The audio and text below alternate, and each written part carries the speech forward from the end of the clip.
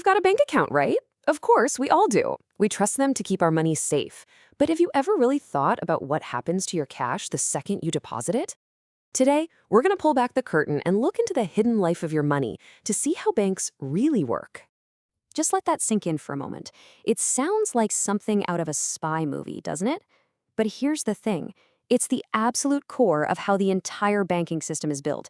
And it all starts with an idea that most of us have about what a bank is. An idea that's not quite right. I mean, for most of us, we think of a bank as this super safe vault, like a digital Fort Knox where our money just sits. It's safe, it's sound, and it's just waiting for us whenever we need it. Sounds pretty straightforward. But is that what's really going on? Is your money just sitting there? The simple answer is nope, not even a little bit. The reality is actually way more active and honestly, a lot more fascinating. The truth is, from the second you make that deposit, your money gets a job. It's not taking a nap in some vault. It's an active employee working for the bank. So to really get this, we have to start with the basics. What exactly is a bank deposit? Okay, so a deposit is pretty simple, right? You give the bank your money. In exchange, they give you two promises. One, that your money will be safe, and two, they'll give you a little bit of interest. A few cents here, a dollar there, kind of like a small thank you gift. But that's only your side of the deal. This is where it all happens. This is the bank's real business. They take your money, they pool it together with deposits from millions of other people, and then they lend most of it out to people who need a mortgage for a house, a loan for a car, or cash to start a business. That's the game. That's how they make their money.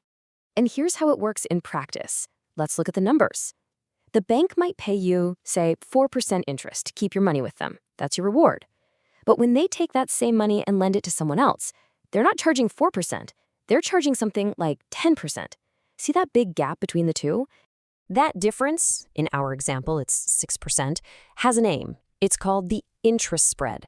And that spread, well, that's their profit.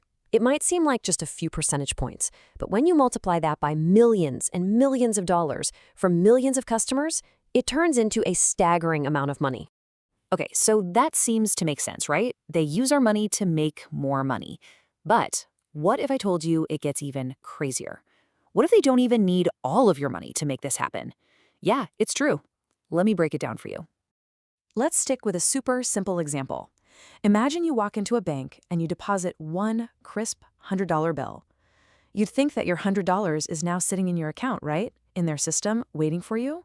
But that's not exactly what happens because of something called fractional reserve banking.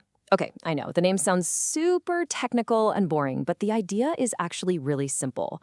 Banks are only legally required to hold on to a small fraction of the money you deposit, just a piece of it. And the rest of it, well, they're free to lend it out. And you better believe they do. So let's go back to your $100. Thanks to fractional reserve banking, the bank might only have to keep, say, $10 of it on hand. That's the reserve. What about the other $90? It's immediately loaned out to someone else, and it's already earning the bank that higher interest rate. Just think about that for a second. Your money is basically in two places at the same time. And if you think that's the only way they make money, think again. Making a profit on loans is huge, for sure, but it's really just the beginning. Banks have created this whole ecosystem of other ways to earn cash, using fees that you've probably seen on your own bank statements. You know what I'm talking about, those monthly account maintenance fees, or fees for sending a wire transfer. And don't even get me started on credit card interest, that can be massive. Plus, those painful late payment penalties. And to top it all off, they often take the money they've made and invest it in the financial markets to, you guessed it, make even more money. Okay, so at this point, you might be thinking, wait a minute, this sounds kind of risky. If the bank is lending out most of my money, what happens if everyone runs to the bank at once and wants their cash back? How does the whole system not just fall apart? And that's a really good question. The answer lies in some pretty powerful safety nets. See, in most countries, there's a government agency that actually insures your deposits up to a certain limit. So even if your bank were to fail completely, you're guaranteed to get your money back. This insurance creates public trust. And honestly, that trust is the glue that holds the entire banking system together. So let's circle back. That picture we had in our minds of our money just sleeping peacefully in a vault, it's just not true. It's a myth. In reality, every dollar you deposit is like fuel for this huge, powerful financial engine.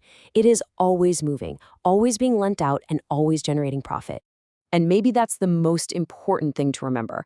Your money is out there and it's working incredibly hard. It's one of the busiest employees in the entire financial system. The real question you have to ask yourself is, who is it really working for?